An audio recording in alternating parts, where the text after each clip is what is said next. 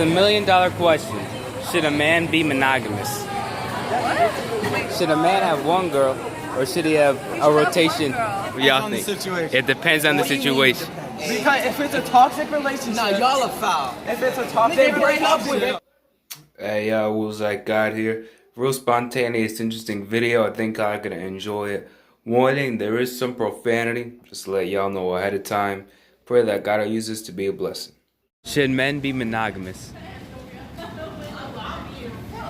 Just like your genuine opinions on it. I don't really care about this subject.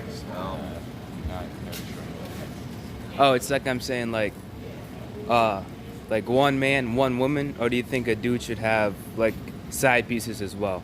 What do you think is better? Honestly, I think it depends on the relationship. Some relationships are safe that way, some aren't. I don't. It really just depends on the couple. It's not really. I wouldn't say it's really our decision. It's just more. I see. So you're saying it's something that like depends on the couple.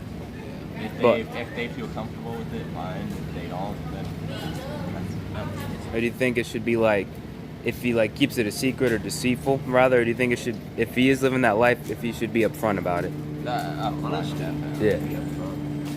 Yeah, I agree with that.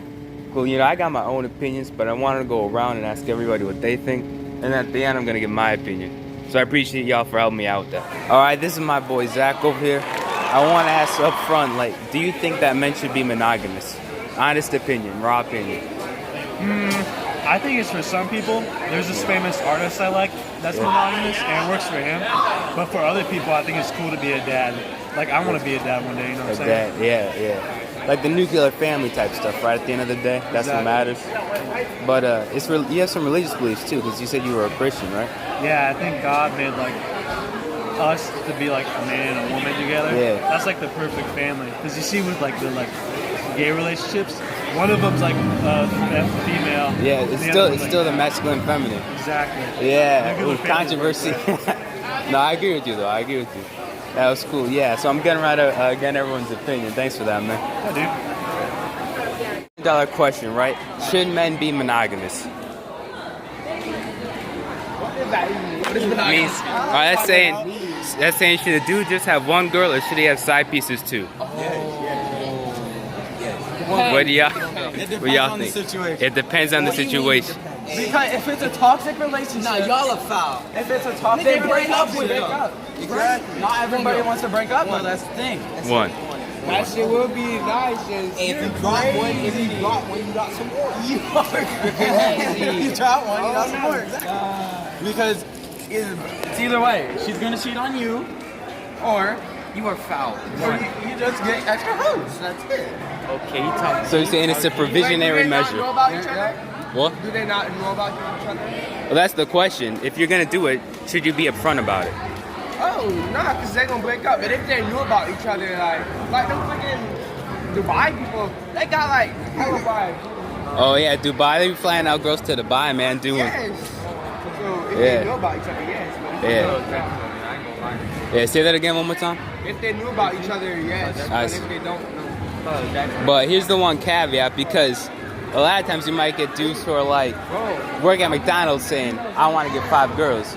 Do you think, if you are going to live that life, right, if that's the choice you're making, completely like just natural impulses, whatever, that you have to be in a certain like financial bracket, like you got to make this amount of money if you're going to live that life? That's actually what Nah, I didn't. I don't think it matters financially. I just think it's a scummy idea. No matter who you are. Scummy idea. Yeah, It's a scummy practice. Mainly money. make money. That's why I asked, because normally the guys who do that are at the top. You know what I'm saying? Fucking money, Yeah. Because reality is a lot of, Coco, I'm probably gonna go. you know, a lot of, like the average dude doesn't get that kind of play, if you know what I'm saying. But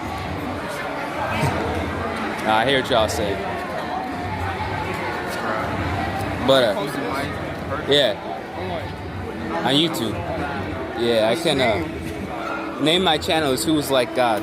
It's religious content. Yeah, Who Was Like God. What is it? Who Was Like God? Who's like God? Yeah. Well, it's like religious. All right, yeah, but thank y'all for France. The $1,000,000 question: should a man be monogamous? What? Wait, I said. You heard what I said? Yeah, what's that? It means, should a man have one girl, or should he have a rotation? He should have one girl, right off the rip. Yes. All right. Should be loyal. All right. So should the woman be loyal? You should be loyal too. You They should be loyal loyal. to each other. All right. So it's both ways. I agree. Both ways. Where's your best Girl, I didn't know you were. All right, so that's pretty fun to do, especially that last interview, because she said no real quick. That was pretty funny. But should a man be monogamous?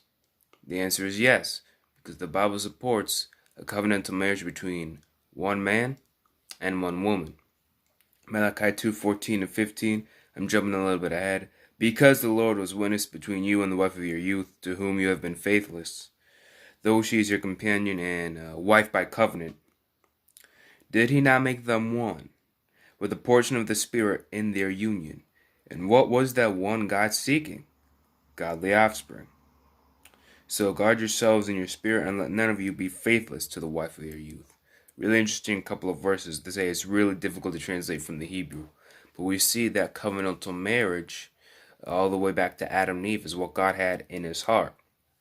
So the question about can men have multiple wives or multiple women, we see yes, even in the Bible, even in the Old Testament, the kings had multiple wives. But even when that happened, God's law had certain provisions on how that would go and how that would all be orchestrated in that time. But from the very beginning, God's standard and desire was one man and one woman, together in that household, right together, raising up godly offspring. So then, here's the caveat. Here's the hot take. Here's the hot take that if a girl is non-traditional and non-religious, but a lot of these red pill dudes would call modern woman, then she has no right to expect a high-value man to be exclusive. A non-traditional, non-religious girl has no right to believe a high-value man should be exclusive. Now understand, when I say high-value man, I mean in the purely human sense, someone who has accumulated enough wealth and status in the world that he has a lot of female options. This is like the statistic, top 20, 10, 5% of men in society, like William Costello has gone into. He's like the leading expert on the incels, and he got his PhD work done with David Buss. So we got experts on this stuff. The top men in society have more partners and have the sexual variety of women around them. Right? The average guy, statistically, isn't getting looked at like that. So if you have a man who's at this level in society where all the girls want to be with him and he's not a Christian, well, he's less incentivized to settle down when he has so many options. Now, I'm not justifying that type of, having all your side pieces or whatever, but this is the reality of the situation. There's such a thing as knowing how the world works versus what God says. Now, there's certain, this is this book written by, I forget the author, but it's called The Way of the Superior Man. And the book says that, suggests that men want sexual variance, which basically means men have the desire to sleep with different women. Now, I'm not justifying that, so don't misunderstand me. To whatever extent this is societal or biological, and what extent is from the fall, I don't know, because we can see it in day-to-day life, right? Like you have one girl, but there's a beautiful girl, curvy girl walking down the street. Most men are gonna lust after her. See, but in the Bible, there's something called the flesh versus the spirit. In other words, you have what you would naturally do, the things you would naturally do, in your natural habitat. And there could be some things that are unique to men and unique to women as well. But for the sake of God, you crucify your flesh. In other words, the things that you would normally do, the things that you would normally be attracted towards, for God's sake, you're going to discipline yourself. You're not going to do them. Instead of walking in the flesh, you're going to walk in the spirit. This is what the Apostle Paul talked about in his letter to the Galatian church in chapter 5. But I say, walk by the Spirit, and you will not gratify the desires of the flesh. For the desires of the flesh are against the Spirit, and the desires of the Spirit are against the flesh. So These are opposed to each other to keep you from doing the things you want to do. But, verse 18, if you are led by the Spirit, you are not under the law. Then it goes on to list a number of things that are signs of the flesh, such as sexual immorality, sensuality, impurity, idolatry, sorcery, a lot of bad stuff, drunkenness, orgies. He even mentions orgies, all that type of stuff, versus the fruits of the Spirit, love, joy, peace, self-control, the outward evidences of being transformed by God, and the new covenant that he brought. So verse 24, and those who belong to Christ Jesus, Messiah Jesus, have crucified the flesh with its passions and its desires. So if we live by the Spirit, let us also keep in step with the Spirit. Let us not become conceited, provoking one another, envying one another. So in the Bible, we have this concept of flesh versus the Spirit. Now, we got to think about this and unpack what I'm saying a little bit before you just hear what I'm saying and be like, whoa, whoa. Just think about what I'm saying real quick, because this is the biblical standard. And it's kind of a beautiful thing that if you actually examine it, a man being exclusive to his girl is a biblical standard. We got passages like Matthew 19, verses 4 to 5, 1 Timothy 3:2. So all this is to say that, yeah, kings in the Old Testament did have multiple wives. And if you're curious as to the reason why, I alluded to it a little bit earlier. God did have certain provisions in that context. His original desire was always one man and one woman. But if you want to know why kings in the Old Testament like David and Solomon had multiple wives, check out the video I made about King Solomon's story and his downfall. I go into that there. But when we get to followers of Jesus, who was the ultimate king that was predicted to come, he, who's called the last Adam in the New Testament, actually points to the first Adam. In other words, Jesus looks at Adam and Eve's marriage as the standard, because in paradise, that was God's original invention and uncorrupted way that he wanted it to work, is this one man, one woman raising up children, like my boy Zach sort of said. So we got this going on. This is the biblical standard. This is the biblical desire.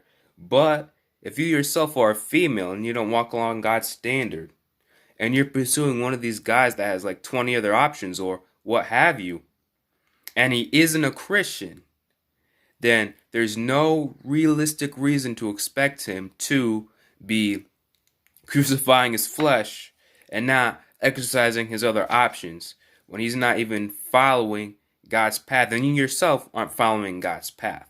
See, people may not even realize it, but if you're, if this is the way that you're doing things, you're picking and choosing God's standards. You're picking and choosing this biblical standard of a man being exclusive to his girl when you yourself aren't a Christian. You yourself aren't submitted to God like that.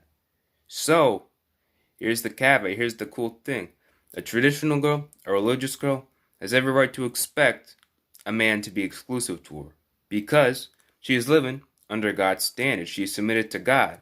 So she's got to get a like-minded man who's willing to provide for her, right? Take care of her, be willing to die for her, and be exclusive to her.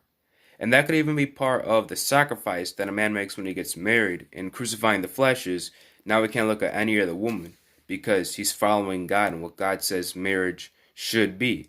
So, and this is where I think we can apply a lot of the things in the red pill. Like the red pill, in my opinion, has some cancerous ideas. But overall, it's helped me as a man, like improving yourself, hygiene, things like that. 100%, put God first and God's kingdom first. But I believe every man should improve himself to the best of his ability, on this side of eternity. And if you're a follower of Jesus, I think that this should be natural. Because if you're following Jesus, right, and your body is a temple, you should want to improve yourself in every aspect of your life. And if you do that, naturally you should get to a point where, you're someone that women naturally want to be with. You're a man that women naturally want to be with, look at you as that guy. And then once you get to that point, it's your choice on how you're going to navigate that. Whether, you go like a playboy or you go in God's standard. So this is something that goes both ways. I started talking about the red pill a little bit. A lot of these red pill guys, they don't want to get married these days. And I think that this is partly a incomplete conversation, but I can understand why, because what these dudes call a modern woman, like a modern, like industrious boss babe type of girl who, has very promiscuous, has a lot of partners, her pair bonding is fried. I understand, like, why guys wouldn't want to get married to that. I wouldn't want to get married to a woman who has a long sexual past like that anyway. These guys want, most men want a woman who's traditional and feminine and cooperative. That's the reality of the situation.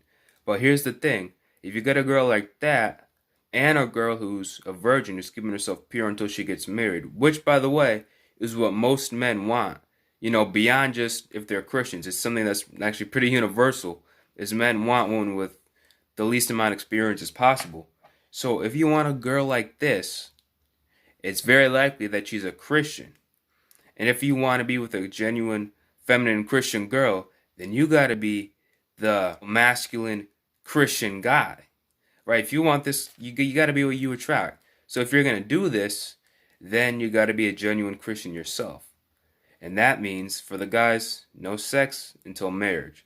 Or you can't be a playboy type of dude, sleeping around and then commit, and then living that lifestyle while being with a genuine Christian. Because then you're basically, you're defecating on God's standard for a covenantal marriage, fam. And that's serious. But yeah, a religious girl, a religious shorty has every right to expect a man to be exclusive because that is God's standard and she's living in God's standard. So, at the end of the day, fam, that's my thoughts. Let me know what y'all think in the comments. W or L about my take. These are just my thoughts at the end of the day. Have an opportunity to share them. At the end of the day, I pray God will use it to be a blessing about what the Bible says about these things and how I believe the Bible. The Bible is the ultimate standard. This is how we should be living. But I understand the majority of the world doesn't live by that. So let me know what y'all think. Let me know if you want me to do more of these types of interviews. This is mad fun. I want to keep doing this. But yeah, thank you all for tuning in. God bless you, and I'll see you. Genuinely, God bless all of you, and I'll see you in the next one.